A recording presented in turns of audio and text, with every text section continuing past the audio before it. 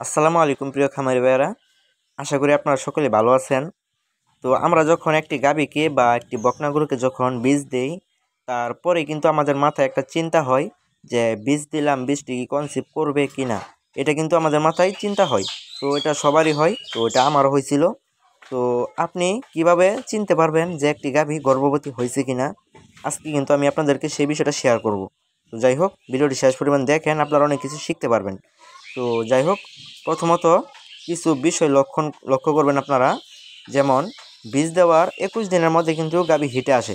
যদি আপনার দেখেন বীজ দেওয়ার 21 দিন পরেও যদি হিটে না আসে, তাহলে আপনি কিছুটা শিওর থাকেন যে গরুটি বীজ কনসিভ করবে ইনশাল্লাহ।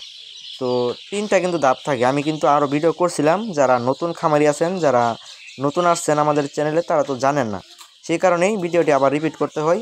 তো যাই হোক, আপনারা অবশ্যই খেয়াল করে শুনবেন। প্রথম যখন আপনি বীজ দিবেন, বীজ দেওয়ার 21 দিন পরে কিন্তু আপনারা একটু ফলো করবেন, দেখবেন যে গরুটির নিউক্লিয়াস বা মল আসে কিনা, বা ডাকাডাকি করে যেভাবেই হোক হিটে আসে কিনা।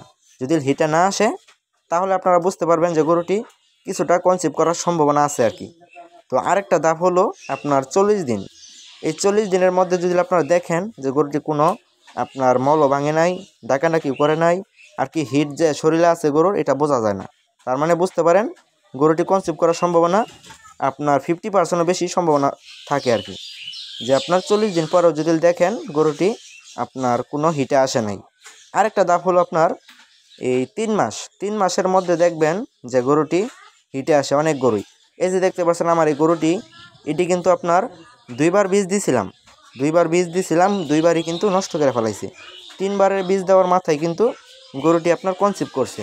তো এখন ইনশাল্লাহ বাচ্চা হয়েছে। তো আমি আপনাদেরকে ওই অভিজ্ঞতাতেই বলবো যে আমি কি কি লক্ষণ দেখলাম গরুটি কনসিভ করার, আমি আজকে আপনাদেরকে শেয়ার করব।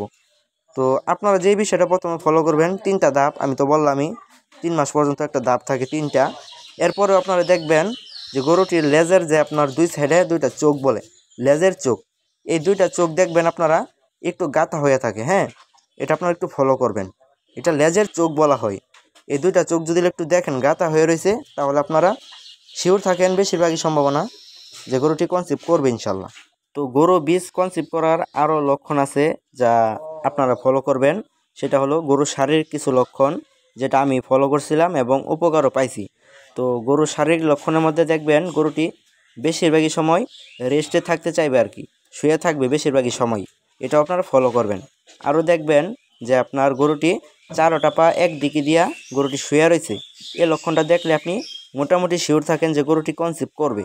গরু পিঠের সাহায্যে 4টা পা একদিকে দিয়া গরুটি শুয়ে থাকবে, এটা আপনারা ফলো করবেন। তো বন্ধুরা, আজকের মতো এই পর্যন্তই। সবাই ভালো থাকবেন। আসসালামু আলাইকুম।